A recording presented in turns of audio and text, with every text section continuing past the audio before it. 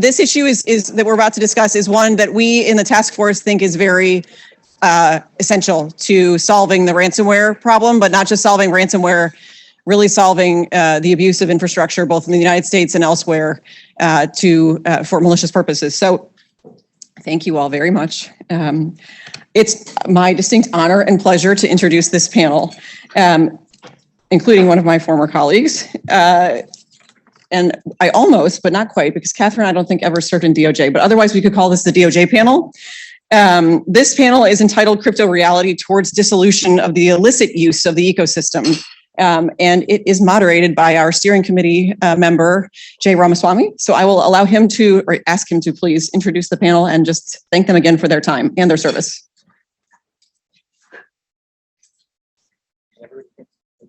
Can everybody hear me? Okay, great. Well, I'm actually honored to be on this panel. It's a pretty, a very distinguished panel to talk about, I think, one of the interesting vectors within the ransomware space, which is the use of crypto for illicit finance purposes. Just by a quick way of introduction, I want to give everybody a sense of how distinguished this panel is. So to my left is Brian Nelson. He's the Undersecretary for Terrorism and Financial Intelligence at the Department of Treasury. For those who aren't aware of that position, it's possibly one of the most important positions in the government dealing with illicit finance threats, and sort of spans the law enforcement as well as kind of intelligence and other national security tools that the government has to stop illicit finance, and not just in crypto, but more broadly within the financial system. Brian has an incredibly distinguished career. Prior to becoming Undersecretary, he served in as a senior policy advisor, policy chief, and general counsel in the California Department of Justice, and California is kind of epicenter for a lot of the developments we're going to talk about today. And he oversaw key national security initiatives, including efforts to combat transnational criminal organizations, dismantle human trafficking networks, and build state and international partnerships to stop money laundering and high-tech crimes. He also led a number of efforts to enforce the foreclosure crisis in the late 2000s. So deep expertise both in financial crimes and in the financial ecosystem. To his left is Katherine Johnson, and she's currently the Chief People and Legal Officer and the Head of Compliance at Storj Labs. Storj is a company that is tackling data privacy and security with decentralized storage using Web3 or blockchain technology. So as I was joking with her before, she's going to be taking on, I think, the burden, the benefit of bringing industry perspectives to this panel. Interestingly, Katherine began the blockchain and crypto industry at Coinbase, where she led compliance management and regulation, so deeply understands the compliance issues involved in the crypto asset space.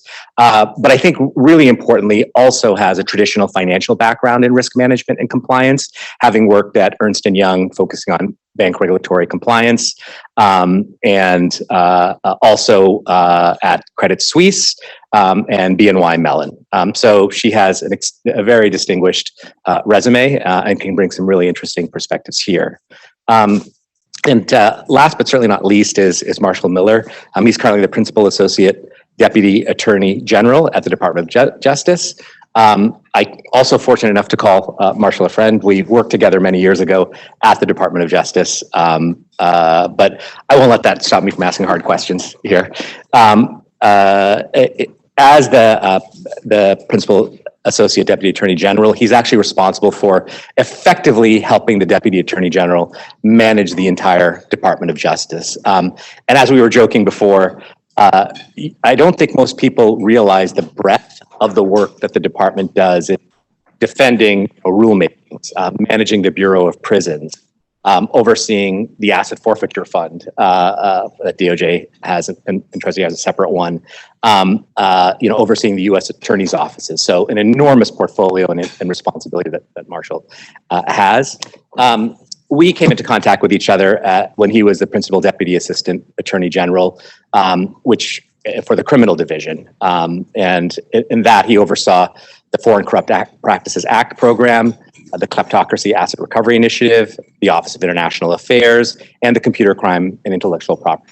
So deep expertise in a lot of the topics we're going to discuss, and obviously up to his ears these days in in the kinds of issues that DOJ is dealing with in the ransomware space. Just by quick way of background, so you know who the moderator is. I think I know some of you in the room, but not most of you. My name is Jay Ramaswamy. I'm currently the Chief Legal Officer at Andreessen Horowitz, which is a venture capital firm in the Bay Area. Prior to this, I worked both in the private sector and the government. Immediately prior, I was the Chief Compliance and Risk Officer at a blockchain technology company called C Labs, responsible for a blockchain called Cello. And before that, I worked at both Capital One and Bank of America in risk management, and at Bank of America as the head of the global head of AML compliance. Before that, I spent about 10 years in the Justice Department. Before I left, I was the chief of the asset forfeiture money laundering section, which I think is now called MLARS, is that right? The money laundering asset recovery section. And that's where I met Marshall, who was my indirect boss there, and also served in the computer crime and intellectual property section, and started my career as a baby prosecutor in the Southern District of New York, U.S. Attorney's Office. So I think we have a really great conversation like that here. It feeds in nicely to some of the topics you heard this morning. But with that, I thought, let's just kind of get into the mix. So I think that an important question, especially for this group, is obviously ransomware has a digital asset or crypto element to it. But to kind of set the stage, I'd love to hear everyone's perspective up here on how do you see the sort of role of crypto in the ransomware problem? Is ransomware predominantly a kind of cybersecurity and infrastructure problem with a sort of enhancer that's crypto, or is it a crypto a problem predominantly? But would love to hear your perspectives on that. And Brian, why don't we start with you? Thanks so much, Jay. And thank you for having me for this important conversation. I think from our perspective, obviously, ransomware is really a key national security threat. And it's a key threat in the sense that it is targeting really critical infrastructure. We've seen it target ransomware criminal actors, target schools, hospitals, and other local governments and other key infrastructure. And at its base is a profit-motivated activity. So there has to be a feature of it where you're laundering the illicit proceeds gained from these ransomware attacks. And what we have seen is that laundering is almost exclusively using virtual assets. So from that perspective, from the Treasury's department's perspective, we have a number of tools that are relevant to going after critical nodes, particularly our BSA authorities, our AML, anti-money laundering, and the countering of financing terrorism authorities, and the requirements that all U.S. persons have as it relates to sanction screening and understanding that you can engage with sanctioned actors. And we have found that those authorities really provide in the vast ecosystem a critical choke point where we can get after the illicit funds that we are seeing moving through using virtual assets that are really underlying, again, the profit motivation behind these ransomware attacks.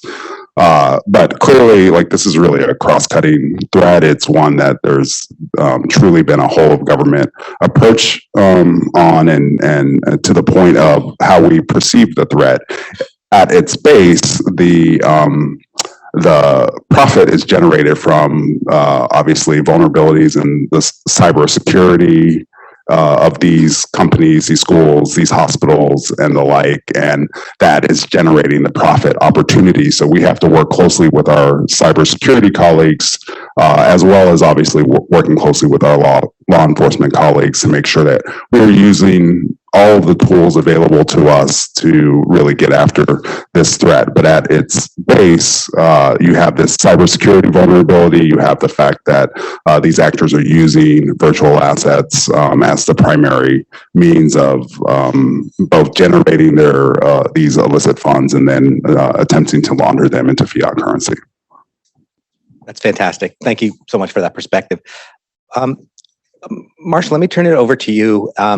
Would love to hear kind of perspective, since you also come from sort of a cybercrime background and understand some of the kind of architectural vulnerabilities that we've talked about, I think, earlier on some earlier panels, but to kind of go into a little bit more into the interplay, if you will, between kind of crypto and traditional cybersecurity concerns. Sure. And thanks everybody for joining us on here today and hearing from us. I think I'm like contractually obligated to say that whatever I say is my own views and not necessarily the views of the Department of Justice. But having said that, I think to Brian's point, given the fact that cryptocurrency is such an integral part of facilitating ransomware activity, we're also looking at it as a means to try to attack the problem. So I think it's important from our perspective if we can attack that means of facilitation and that means of laundering proceeds and raise the costs of ransomware, seize back the assets, use it as a tool to return monies to victims, and thus incentivize victim notifications to law enforcement. That's, I think, how we can start to make a real difference in attacking ransomware. And so we've been investing over the last few years in our expertise and our resources at the Department of Justice and across law enforcement with developments like our National Cryptocurrency Enforcement Team, which we call NCET. Everything here in Washington, of course, has to have at least a semi-catchy acronym, otherwise it's not good. So we have NCET, that's our team of expert prosecutors, 20 plus prosecutors at headquarters that are our subject matter experts in tracing blockchains, in working with foreign colleagues to try to go after assets that have been already moved overseas. We have the FBI has been developing its virtual assets unit, which is sort of the counterpart to our prosecutor cadre on the FBI agent side. And they also have been upping their game so that we can attack this problem. And then across our U.S. Attorney's Office, we have 94 U.S. Attorney's offices across the country. Each of them has a digital asset coordinator, and that network is a force multiplier for our NCET cryptocurrency enforcement team. I tell you all about those investments because I think a couple of years ago when we stood those up, it's now positioned us to be much more on our front foot in going after digital assets after they've been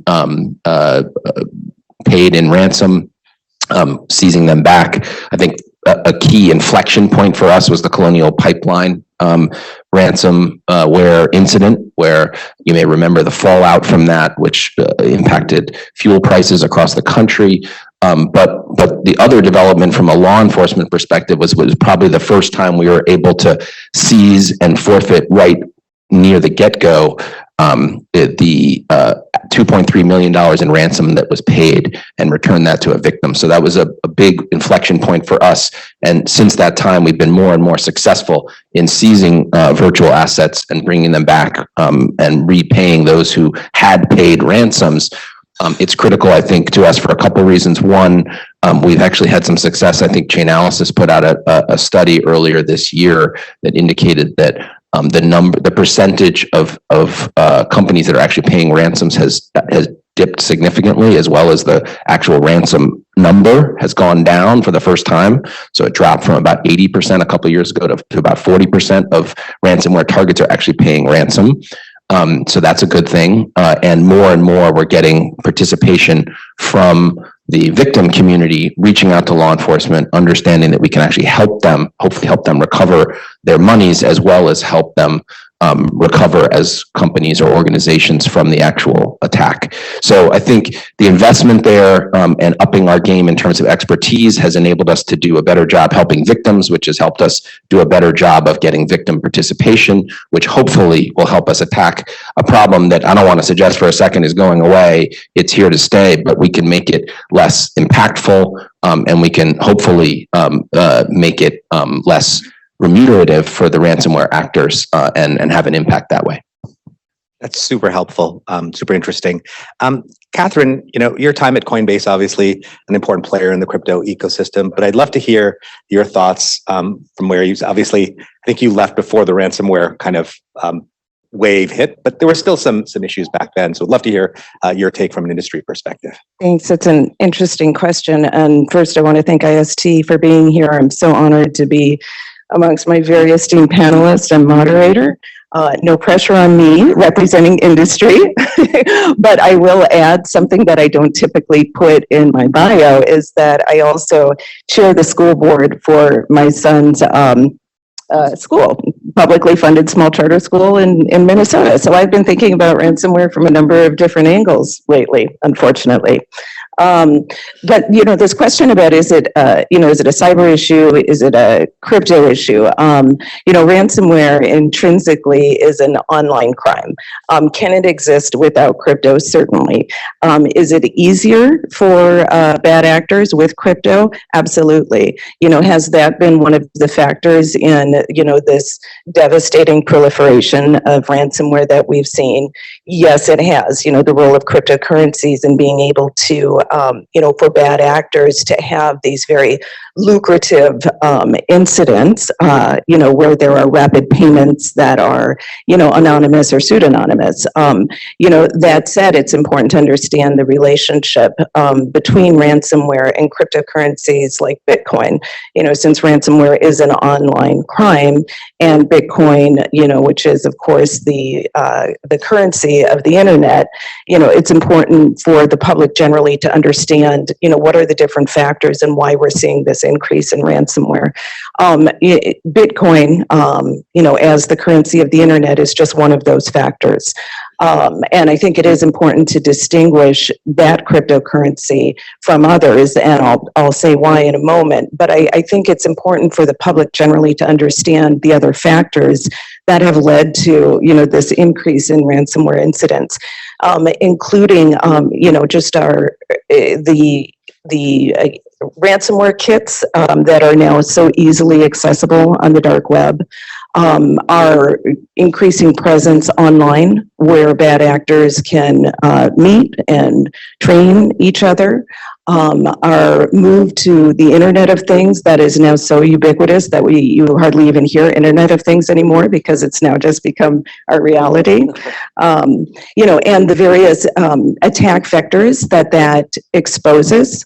And the lack of adequate resources of small and medium-sized businesses and schools, educational facilities, healthcare facilities, all of these things together are all part of, this trend that we've seen. And I'm glad to see efforts, like what we've just heard about, including the Ransomware Task Force to bring awareness to the public. And I think one of the reasons that's really important, and this is kind of picking up on something we heard earlier today, is because we need to make sure that the message gets beyond DC, that, when people are victims, it doesn't mean it's their fault. And that speaking up about incidents actually helps each other and it helps prevent further incidents. And I can't emphasize that enough. Going from flying from Utah last night to DC this morning, going back to Minnesota tomorrow, I think that message is extremely important. And the learnings that we can get from law enforcement to see the trends, to be able to, identify them and, try to avoid them are extremely important. Going back to the one thing that I said about cryptocurrency and Bitcoin, I think it is important to distinguish certain cryptocurrencies from other digital assets, which you can call alternative assets, you can call ancillary assets.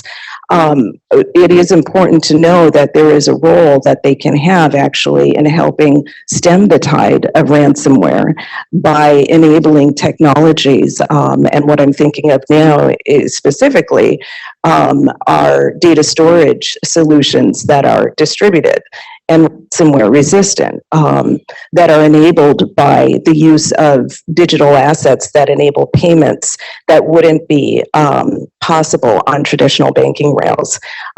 So in a distributed data storage solution, we take advantage of unused bandwidth and capacity, and are able to make payments to storage node operators around the world.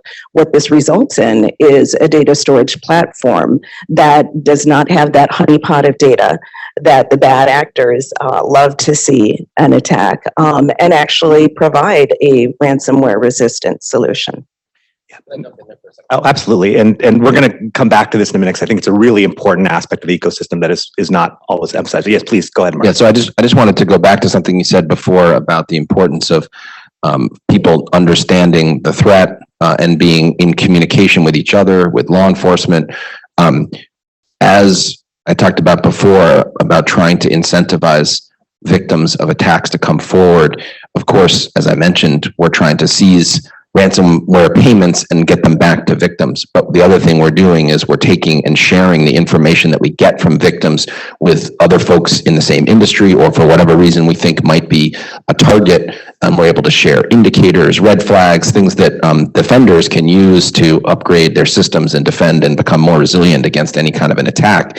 So it really is getting victim notifications to law enforcement and then using some of the different groups that we've put together, industry groups, to share that information can help everybody. And so that's another reason why it's so critical from our perspective to get input from those who've been attacked. The other thing I just want to point out there that was, I think, groundbreaking for us was quite recently we were able to use some lawful tools to not only share information about an attack group, but actually infiltrate their system. This is the Hive ransomware group. We were able to, the FBI was able to use court orders to gain access to Hive systems and basically filch the decryptor keys from the system and share them with victims. We were able to also learn from their systems who was being targeted and then share the decryptor keys with those folks. And I think we were able to ward off a conservative estimate of about $130 million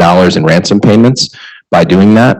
And I think it's an example of both our effort to be proactive rather than just sit back and try to arrest the guy who started Hive. We're getting into their systems, we're using lawful means to do so, and then we're sharing that information with victims. And the more we were able to learn from that about 20 to 30% of those victims were reaching out to law enforcement. So if we could move that number from 20 to 30% up to 70 to 80%, we could make even more of an impact than I think we're already making.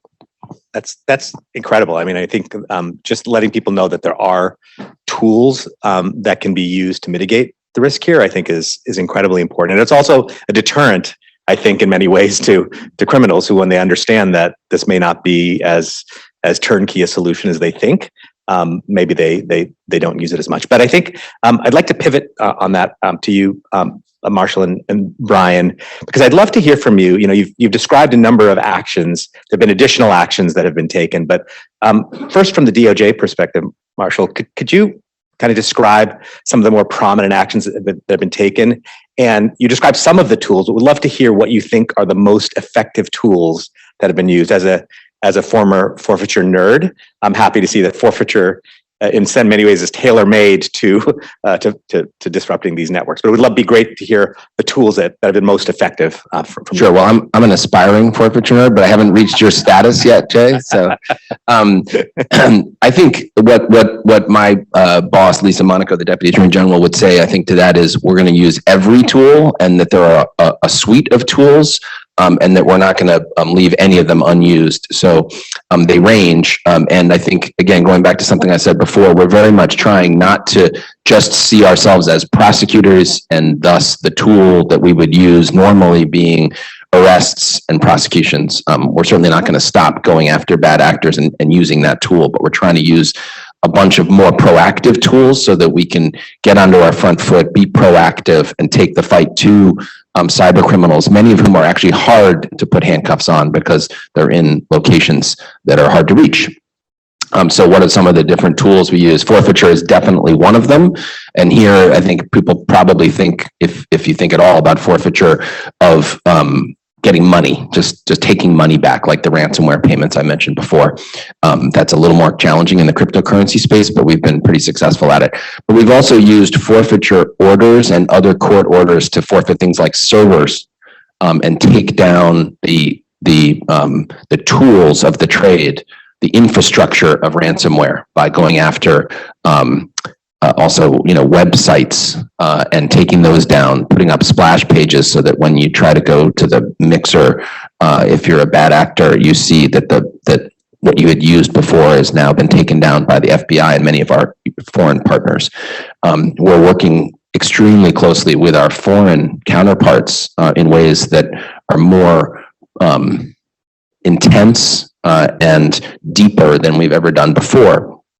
So here we've been very busy building those relationships and helping other countries stand up tools like forfeiture laws that they can use as well in their areas of responsibility to complement the work that we're doing. And because again, I'm going to throw acronyms around there. We have the International Virtual Currency Initiative, the IVCI, which is not really, IVC doesn't really work that well. But at any rate, the point is, I think there's just a huge amount of effort going on here to try to understand that we are not going to solve this problem as the United States alone. It has to be in conjunction with our partners, and it's not going to be the Department of Justice alone. We also work very closely with many of our other agencies, including the Department of Treasury. And I'll hand it over to Brian to talk a little bit about some of the critical sanctions work that is part of this all of government effort. No, and my comments are really going to track very closely with Marshall's. From our perspective, really, the most important line of effort in many ways is really that engagement with the industry, promoting AML, CFT compliance, which provides the types of financial intelligence through suspicious activity reports and other reporting that can really push these bad actors out of this ecosystem. And then again, making sure that there's appropriate adherence to sanctions. And then to Marshall's point is really, how do we best get after sort of bad actors and their facilitators and the infrastructure that they're using. So we do that through sanctions designating. So designating the actors, the infrastructure, including wallets that we see used by ransomware criminals as well. And we've done now about 33 people and 3 VASPs at this point. And just a couple of examples of the way and the reason we think this work is effective.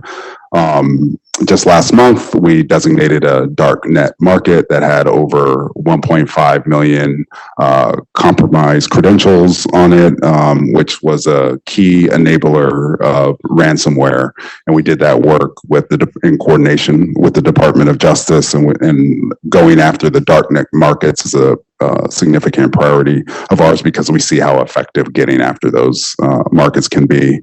Well back in 2017, FinCEN used its authorities to go after a Russian VASP, which is called BTCE, that at the time was processing the vast majority, I think 95% of ransomware payments. So looking at these particular nodes that have a big impact on the ecosystem is how we've largely focused our efforts on the sort of how do we disrupt, detect. And then all of that work, I think, has been, to Marshall's point about a lot of these actors being overseas, we've really had to rely on foreign partners, authorities, and we have seen how effective that partnership can be, particularly at getting after infrastructure and people that aren't in the United States. And recently, we designated a VASP in that facilitated Russian financial bad actors effectively, including Conti, which is obviously the big ransomware group. And we did that both with the Department of Justice. We designated the entity Bizzolato.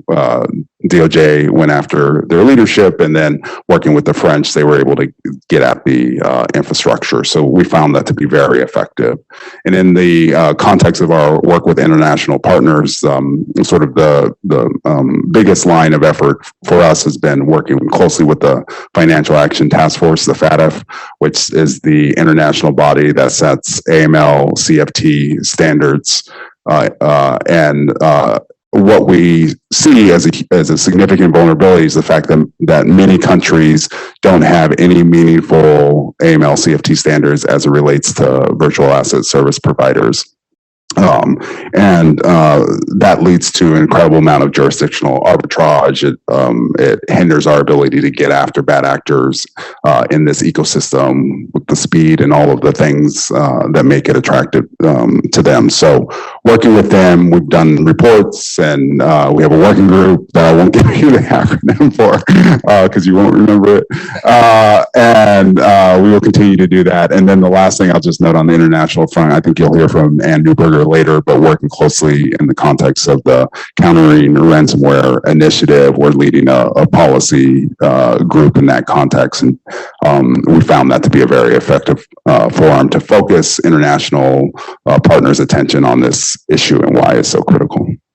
That's super, super interesting. I want to pivot a little bit now and build off something that Katherine, you mentioned before.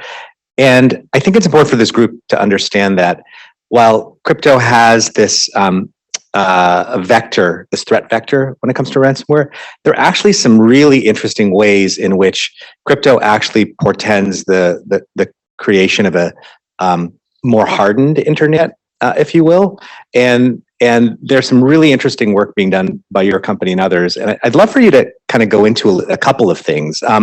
One is, Storj is at the forefront of using decentralized technology to create less vulnerable storage of information. It's still obviously embryonic in a lot of ways, but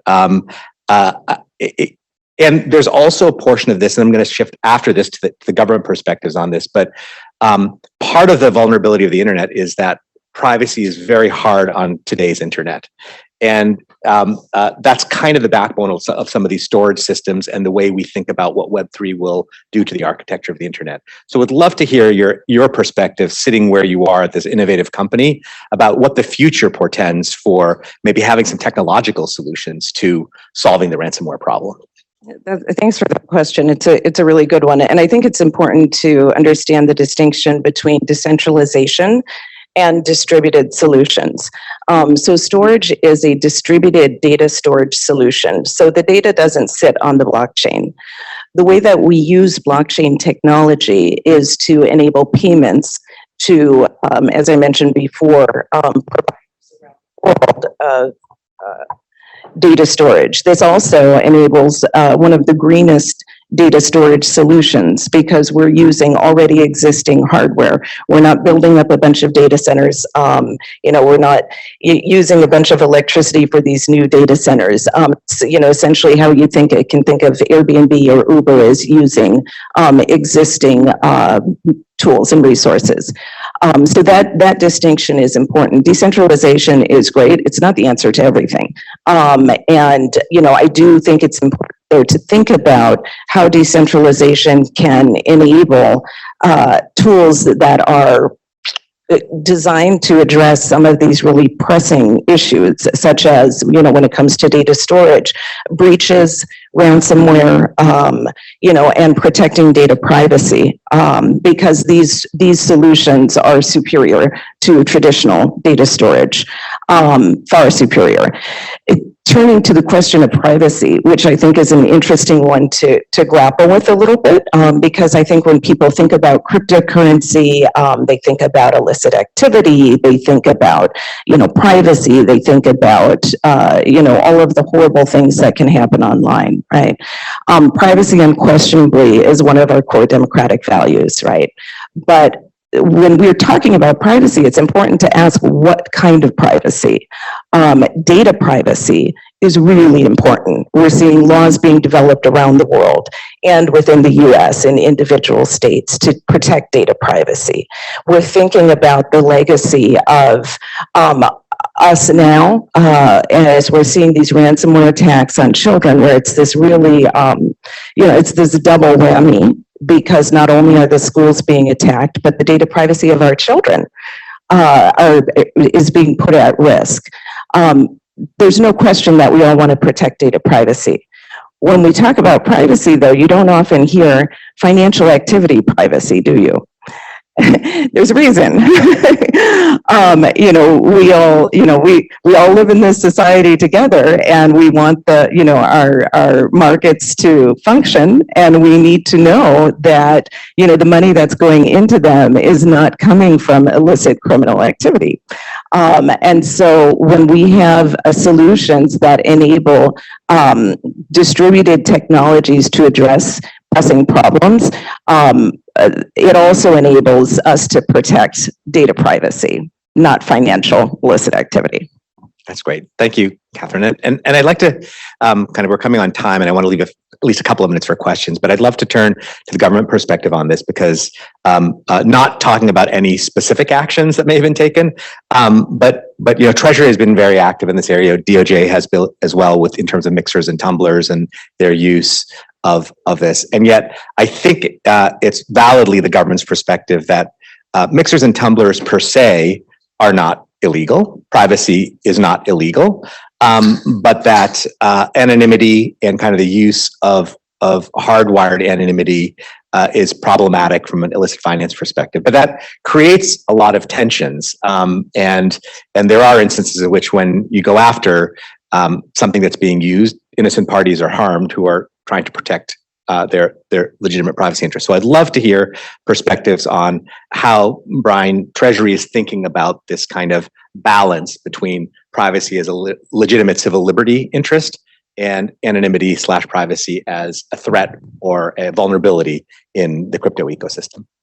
No, I appreciate very much the question, and really I think the answer boils down in some ways to this type of engagement is really critical. And what Katherine mentioned, it is, I think it has been true ever for as long as TFI and FinCEN and OFAC have existed, that innovation sort of goes hand in hand with illicit finance risks. So it's just like, how do we manage those risks? And as noted, we are, I think, collectively all trying to really support responsible innovation. So what does that actually look like? That's innovation that really considers, integrates, and balances privacy and security in the design and the architecture of the innovation itself, which would include features that can mitigate national security and illicit finance risk, much in the way that you have described. So we get better and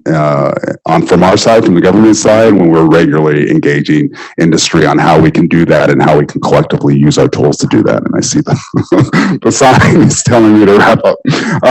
Just really quickly on mixers, I think, obviously it provides that anonymity that makes it, these illicit actors are not, they're intelligent. So they understand that these mixers can largely be used to obfuscate the movement of origin, destination of these assets, and that they can be used to do that while reducing law enforcement visibility into the movement of those goods. We've seen that illicit actors are really capitalizing on this. Particularly concerning is the use of these tools by North Korea. We've seen that it has resulted in billions of dollars of assets in support of its weapons of mass destruction program. And for us, this is a core national security issue and an incredible challenge. So I think to the point of this engagement, it's really incumbent upon all of us, private sector, public sector, to work together to address this issue and figure out what the most appropriate ways to ensure that virtual assets really incorporate payment technology that doesn't become attractive to money laundering and other illicit activity. Fantastic. And Marshall, I think you have about 30 seconds, but okay, I can be quick. I think on this space, we go after the worst of the worst actors. So we go out after the mixers and the exchanges that are basically marketing themselves because they're trying to make themselves attractive to criminals. That's what we're focused on as prosecutors. So I think ensuring that we have a clear regulatory system and the tools that we need from a legislative standpoint, which we've asked for some additional tools around things like unlicensed money transmitting, extending statute of limitations, and other forfeiture capabilities so that we can go after the worst of the worst actors effectively. I think it's incumbent on the regulatory folks, which is outside our area of responsibility, to equally create more clarity here so that good actors can market their businesses to folks who want it, the privacy and anonymity for good reasons, and we can go after the bad actors. Fantastic. And the hook just came out. So want to thank IST for allowing us to participate in this event. I hope you found it enjoyable, but thank you.